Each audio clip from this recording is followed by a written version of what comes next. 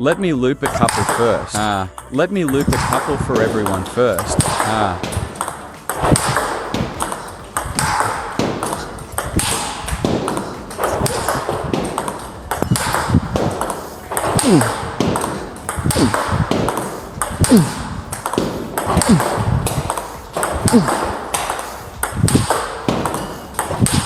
Actually, many friends seeing my loop compared to your own looping, the biggest realization might be that when I let everyone watch me generate power, on the surface, I'm not exerting much effort. But the power is not small. But what problem do many friends have? Surface level effort. The amplitude of the motion and everything else looks big. But there is absolutely no power transferred to the ball. So now, I want to tell everyone how to do it. First, the first problem. When looping, don't demand quality first. What should you aim for first? You must first be able to land it on the table. Regarding our body's adjustment, how can we improve this consistency? It's what we need to do when the ball comes. First, lower our center of gravity. Press your center of gravity down onto your right leg. What is the purpose of doing this? So that my body can be lower than the ball first. The racket is lower than the ball. The center of gravity is lower than the ball. When you generate power, what is it? A force from the bottom back to the top front, right? Besides back to front, there's also bottom to top. Bottom to top is actually what? It's an arc. It's just an arc. Come, let me show everyone. Bottom to top. Right now, without generating power, just a bottom to top motion. It actually creates an upward arc. This is also a guarantee for everyone. Consistency in landing the loop on the table. After I step down with my leg, after pressing my center of gravity onto my right leg, then when I generate power, my leg can act like a spring. You have to press it down to bounce back up. You have to step down to push off, right? Therefore, now I'm going to talk about this topic with our legs. Many friends can't seem to exert force. Let me demonstrate it for you all. This is what many friends often. When the problem occurs, everyone can see where it is. Hey, 1, 2, turn right, 1, 2, turn. Did everyone see? Why didn't the power come up? Why didn't it push out? This is it. Everyone, look at my legs. I lowered my center of gravity. Pressing my entire body's center of gravity so that my right leg can be the first to generate power. Because among all the muscle groups in the body, the leg muscle group is the largest. It has the most strength. With big muscles, the legs must generate power first. If your legs have no power and you just rely on your upper body's strength plus your arm strength, might not even be as great as the power from one leg. So you must first learn the transfer of power. It starts with the legs pushing off. Therefore, our power must be pushing up. Pushing forward, not what? Not turning. Why don't I want everyone to turn? Look at my right leg. I turn. The more I turn, what happens to my knee? My knee goes further down. Look, my knee goes further down. Look, I contract my abdomen and press down. This is for keeping the ball short. That is to say, when I go downwards. This downward sinking motion is actually a feeling of dissipating power. The lower the body goes, the less forward power there is. Less forward power equates to dissipating power. Therefore, when everyone is looping, you absolutely must not have the feeling of dissipating power. What? Pushing it forward. This is what we want.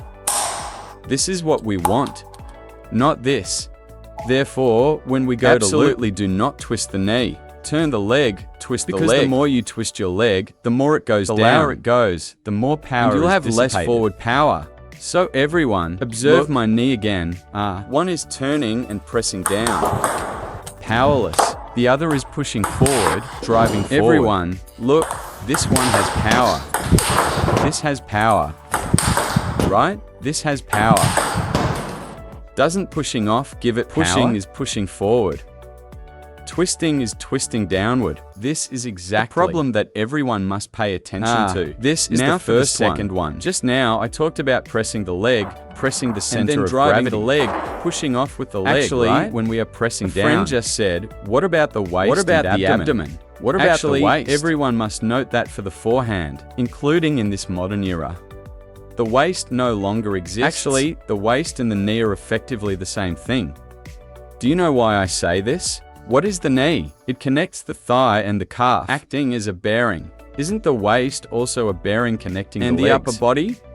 The more you turn and twist this bearing, what happens? The power goes more to the side and more downwards. Doesn't your power become dissipated again? Everyone watch. If I turn my waist left and right, look, hasn't my power gone to the side again? It dissipated again and the ball has no power. Then how do we ensure our waist can turn from back to front? You can't. Why can't you? Your waist is meant to shift left and right. How can you go back to front? Therefore, you shouldn't use your waist. What? Use our right hip, the hip joint. Everyone look, the hip is your thigh.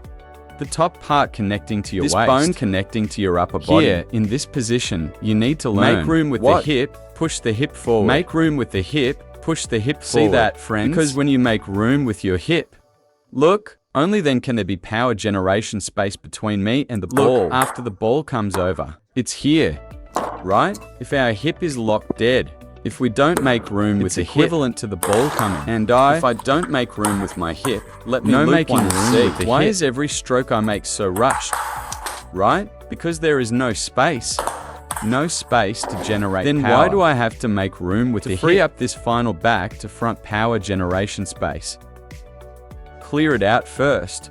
Make room for it first. Only when you make room can you push off. Only when you have space can you generate power. Room with the hip from front to back. Make room with the hip. What is this? Push the hip forward. So that when we want to loop the ball fast and deep, it guarantees the quality of our back to front power generation. You have the space to generate power. You're making room and pushing with the hip goes backward. Pushing forward means what? Its direction is back to front. So having space means it can be back to front. Therefore, your power generation will be powerful. Furthermore, the power can be applied forward. This is the key. Therefore, our legs and hips must achieve what?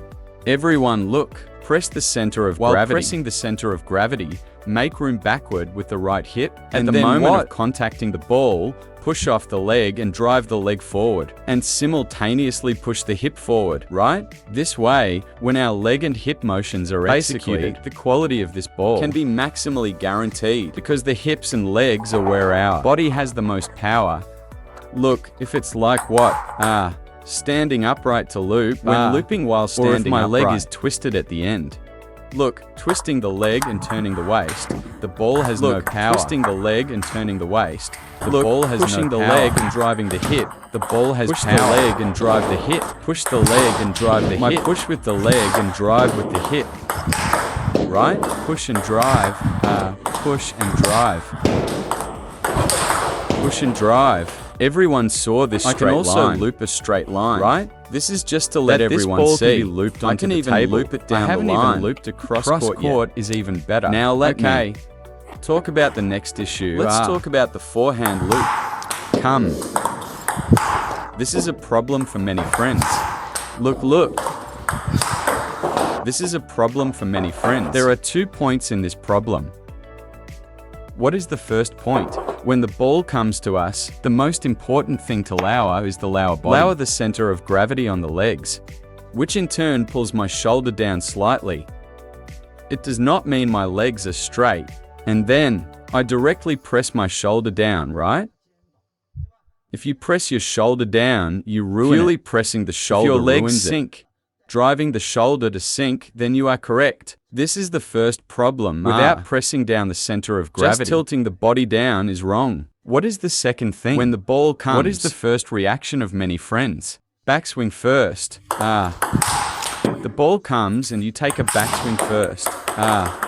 Backswing first. Everyone, you must know. What is the purpose of taking a backswing? It's definitely because you want to have a very good accumulation of power. A full accumulation of power. And then finally generate power. First, right? Our sequence must be 1. Use your eyes to judge. Since I'm already waiting here in advance, I won't talk about anticipation for now. What is the second thing? Adjusting the footwork and center of gravity together. So, footwork in position, center of gravity adjusted and pressed well. This is the core. Then what is the final step? At the moment of the stroke, it's simultaneously adjusting the feet. Pressing the center of gravity. The backswing is a process of the body driving the hand. It doesn't mean it's a deliberate motion. of pulling the hand back. Moreover, only when we press the center of gravity and make room with the hip between me and the table. Between me and the ball, there is space to generate power. Accumulating power and space means accumulating space in the hips. But many friends will find out, no matter how big your hand's backswing is, you still have no space to generate power. Your hip didn't make room. What's the use of just having a big backswing? Everyone take a look. What's the use of just a big backswing with the hand? Right? Even if you stand half a step back, if you don't use your hip, you can't loop well like this. You can't loop well like this. It must be the hip making a lot of room, and the hand taking a small backswing. Then your shot is correct. See that? Less hand backswing. When you look at the movement of my hand, what is the reason? When I press my center of gravity and make room with my hip, simultaneously drives my hand. I don't take my hand and deliberately swing it back first. Everyone must avoid this motion. Look, 1, 2, go. Look, 1, 2, go. 1, 2, go. 1, 2, go. 1, go. 1, 2. Accumulating power means accumulating power. Making space means making space with the hand. The hand is only needed for the very latest moment. These are useless. So everyone, please put your attention here. This is for the forehand loop today. The few issues I wanted to talk about first. When many friends go to loop, what other problem is there? This is the third one. What is the third problem? Many players know that to loop the ball steadily. In matches, slow loops, high loops are definitely prioritized. But in the process of executing a slow loop, you definitely let the contact point drop. Wait a bit. But in the process of waiting for the ball will definitely also. The longer you wait, the lower the ball gets. Right? However, when everyone waits for the ball, this problem also occurs. While waiting for the ball, the hand drops lower and lower. The shoulder drops lower. But your legs don't go down, your center of gravity doesn't go down. So everyone must do what? While waiting for the ball, the lower you wait, the lower you press your center of gravity, the easier it is to loop this ball. There's no such thing as waiting too late. As long as it hasn't hit the ground, you can loop it. However, if you don't simultaneously wait for the ball and lower your center of gravity, but only drop your hand while waiting, you'll find that if the ball is a bit later, you can't hit it. Why? Everyone, look at my hand. Even if my arms aren't long. Everyone, see how far my hand can reach down. It only reaches here, still nearly half a meter from the ground. Right. That means, as long as the ball is lower than this, I absolutely cannot loop this ball. Originally, the racket has to be lower than the ball. Can only drop to here. If the ball gets any lower, I can't loop it, right? But if my center of gravity is low, I'll go even lower. I'll exaggerate a bit as long as my center of gravity is low. No matter how low the ball is, as long as this ball hasn't hit the ground, I can loop it. Come, let me show everyone now. How should you wait when waiting for the ball? Lower yourself while waiting. Everyone watch. Look at how I wait. While waiting for the ball, the body goes down. Everyone take a look. Do you see the feeling of this slow loop I'm executing? Many friends ask, how do you loop it? Why can't you slow down your rhythm? It's all because waiting until here is your limit. Your arm is only this long in total. Right? Look, while waiting for the ball, are you still just sinking your shoulder and sinking your hand? You must lower your center of gravity while waiting for the ball. Lower the center of gravity while waiting. Look. Isn't this your ideal slow loop? Hey, let me show everyone again. For a speed loop, the timing is early, so I lower my center of gravity a bit less. Then when I execute a slow loop, I let my center of gravity sink down. Wait for it longer. Look, wait. With the center of gravity further down, then the center of gravity is low. Now, I can go even lower for you. Let you see. I'll go lower for you. I can go even lower. Did everyone see where my contact point has dropped to? Where has it dropped to? It's almost on the ground. And I can still loop it.